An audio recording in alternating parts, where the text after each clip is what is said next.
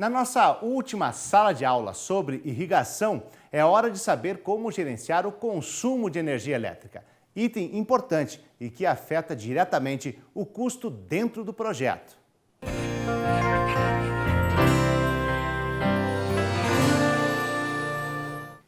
Bom dia, irrigantes! Vamos finalmente para o nosso último módulo desse curso de irrigação.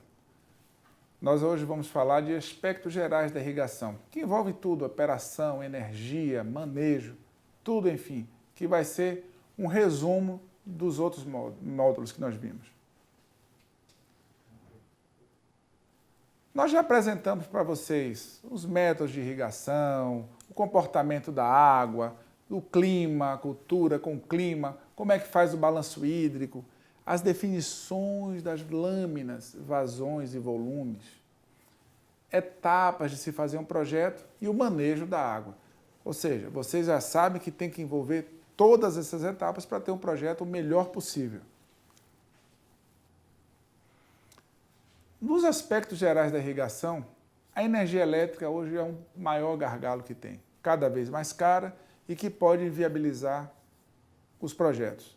Ora, o alto custo disso eleva você a ter que fazer um projeto cada vez mais econômico, sob o ponto de vista da operação. E para você gastar menos energia elétrica, você tem que investir mais em tubulação. É uma questão inversamente proporcional. Nós temos duas tarifas, dois grupos tarifários no Brasil. O grupo A, que são de motores maiores que 30 cavalos, e o grupo B, menores que 25 cavalos. O grupo A ele tem três classes de tarifa: na ponta, fora de ponta e reservado. O mais paga a demanda contratada. O grupo B não. O grupo B só tem duas tarifas, diurna e noturna, e não paga a demanda contratada. Aí você me diz, que maravilha, o pessoal do grupo B é beneficiado? Muito pelo contrário. Um estudo que já foi desenvolvido mostra que a tarifa do grupo B em quilowatt-hora, trazendo todo mundo para 1 kWh, chega a ser 75% maior do que a do grupo A. Ao longo desses anos, essa diferença caiu. Então, em 2012, essa diferença que era de 75%, em 2016 foi para 25%. O grupo B continua sendo mais caro. Isso porque o valor da energia ao longo desses 4 anos subiu de uma forma absurda. Então, essa diferença diminuiu. Foi só isso, não houve mágica. Ao denominado horário econômico, e a gente tem que falar muito bem dele, é um horário que entre 21h e 6 da manhã, no qual o sistema elétrico fornece a energia por um valor mais barato. Mas será que é isso mesmo? O horário reservado não é a favor da arte da irrigação. Ele pode ser a favor do transporte da água para outros lugares, mas não da arte da irrigação, que exige manejo, exige fotossíntese, exige fertirrigação.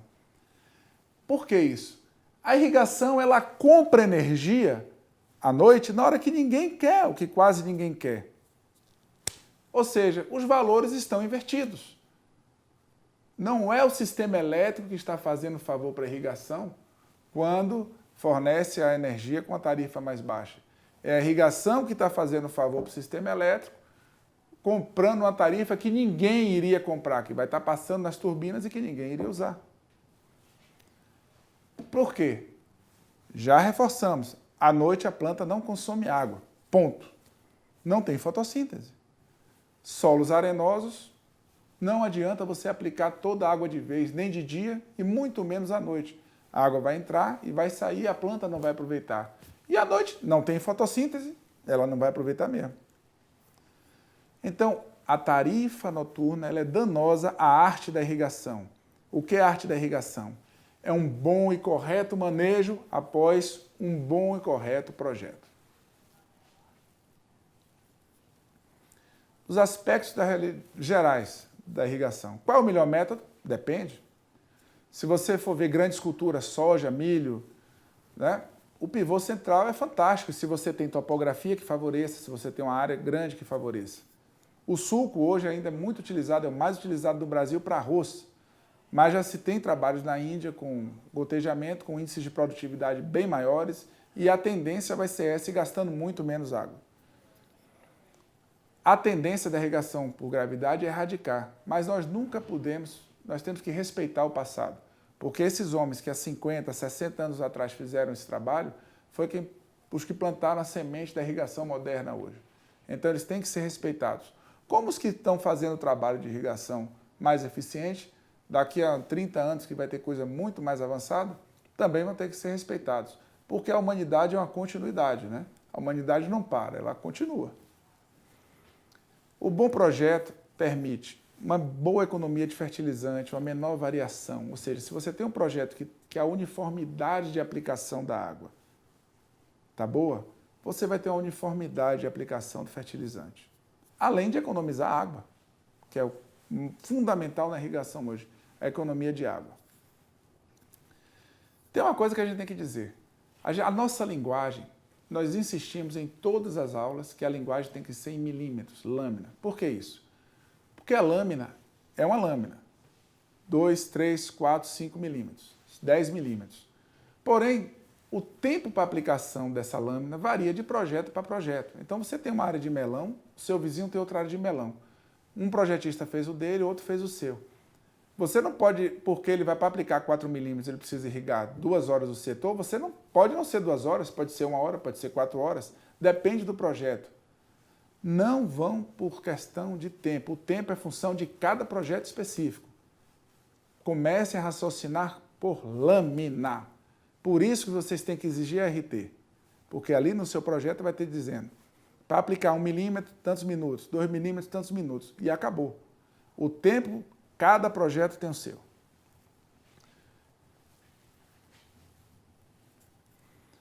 A irrigação, reforçando, não precisa aplicar água abaixo de 60 centímetros, não vai ter nenhuma atividade. Sistemas móveis e de gravidade têm um manejo bem mais difícil, bem mais complicado. No caso do pivô, é muito melhor você ter mais pivôs de menor tamanho para você poder manejar a sua irrigação. Porque um pivô grande que leva 20 horas para dar um giro, você não vai conseguir fazer isso, principalmente em solos arenosos. Sistemas automatizados permitem alta frequência, permitem um controle devido da lâmina, permitem a aplicação correta do fertilizante. E hoje em dia a gente corrige o fertilizante por irrigação. Precisa de mais fósforo? Extrator de solo, mede, bota mais fósforo, não precisa de nitrogênio. Então a irrigação agora ela é dinâmica, ela é no momento. Não tem mais esse negócio de levar análise de solo para fazer, para botar, não, é na água. É na água, na solução do solo, naquela água que está ali em volta das raízes. Você retira aquela água, bota no kitzinho, mede e corrige na sua fertirrigação. Olha como os tempos avançaram. E a lâmina tem que estar sempre monitorada. Isso vai levar a economia de água, de energia e de fertilizantes. Outros itens que a gente tem que falar. De novo, qualquer monitoramento, seja por irrigais, seja por tensiômetro, seja por clima, estação meteorológica, tanque classe A, é melhor do que nenhum. Como nós falamos no início, os projetos eles têm que ver a questão da energia elétrica, porque o custo operacional pode inviabilizar e a tendência é que a energia elétrica fique praticamente proibitiva para a irrigação. E além de termos que rever essa questão desses horários benéficos para a irrigação. Os projetos também têm que prever menor custo de mão de obra, porque isso vai dar para você uma maior competitividade.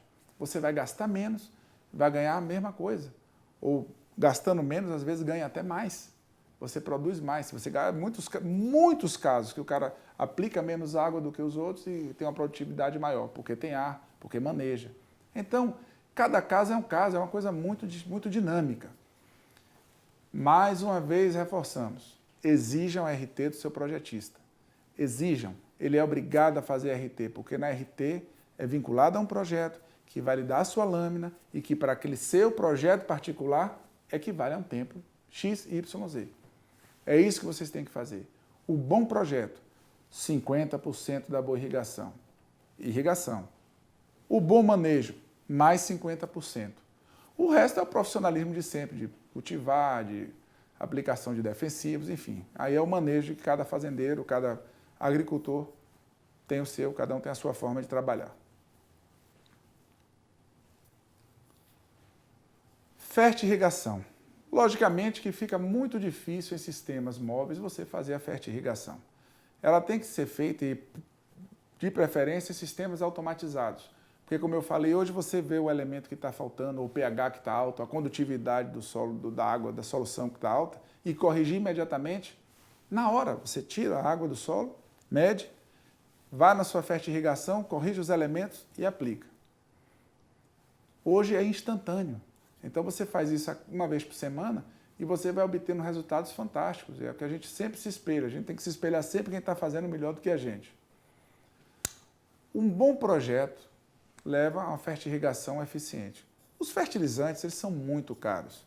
Seja os fertilizantes solúveis para irrigação, seja os granulados. Então é um custo cada vez maior.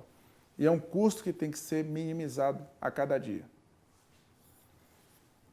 A economia de fertilizante, a economia de água. E a fertilização você tem que fazer entre 5 e 9 da manhã. Porque antes do ponto de orvalho de cada cultura, que aí depois dali ela não vai absorver nada. Além de que, em períodos mais quentes, os estômatos estão fechados e as plantas não estão absorvendo. Apesar de que há casos que a pessoa consegue enganar, entre aspas, a fisiologia da planta e o estômago abre um pouquinho e aí vai aumentando o índice de produtividade, mesmo na condição que ninguém imagina. E isso tem casos já comprovados de amigos nossos. Manutenção dos sistemas. Ora, meus amigos, vocês compram um carro, vocês mantêm. A mesma coisa é a irrigação. A irrigação você tem que lavar as linhas laterais, você tem que limpar os filtros, os aspersores têm que estar regulados direitinho, tudo limpinho, tirar os vazamentos. Manutenção, como se dá em qualquer coisa no mundo. Manutenção. Isso vai fazer o seu sistema estar melhor a cada dia, ou estar bem conservado e funcionando prontamente, as bombas trabalhando corretamente. E, pelo amor de Deus, se o engenheiro fez um projeto, fez um RT, escolheu uma bomba, disse que aqueles emissores eram aquele ali, que a vazão era aquela ali, não alterem os emissores. A gente vê muito caso de orelha seca, pegando, o projetista manda ele trabalhar com 10 aspersores, ele, para ganhar tempo, trabalha com 20. Isso altera o sistema dele, isso danifica. Ou então ele acha que o bocal dele está muito pequenininho e ele mete um prego no bocal, amplia o bocal. Isso desestrutura toda a condição hidráulica que foi calculada. Quer ver? Observe que vocês têm uma bomba. Isso aqui é uma imagem de uma bomba, ela trabalhando nessa faixa azul. O vermelho é o ponto de operação dela, que seria a altura manométrica e a vazão, 400 metros cúbicos por hora. Joia. Observe que, na medida em que você aumenta a vazão, cai a pressão.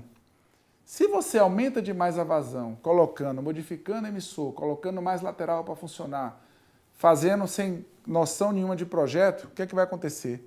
Aquela linha vermelha ela vai se deslocar para a direita.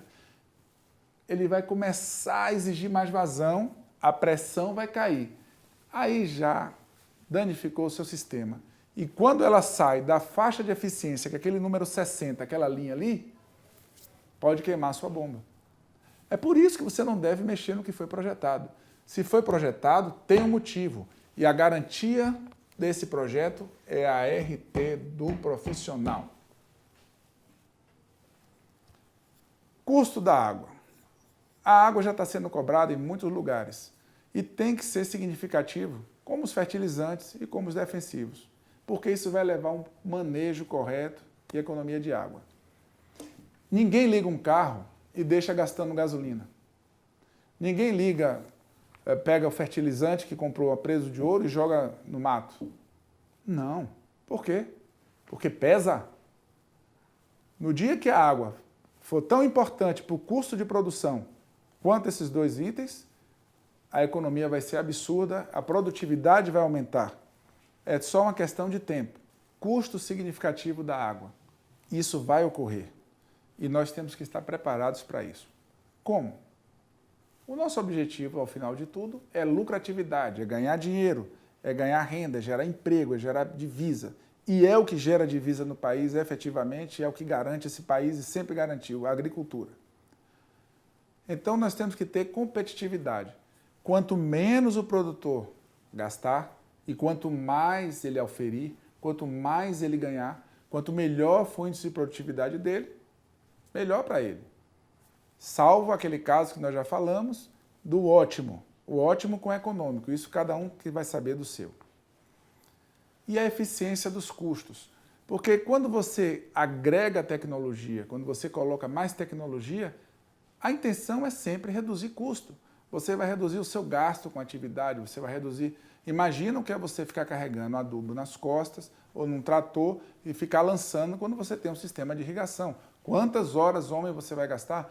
É um absurdo, não tem mais sentido. Tem que ser via água nos sistemas que assim permitam. Nos sistemas que assim permitam. A lucratividade tem que ser a maior possível, porque é a agricultura que garante esse país.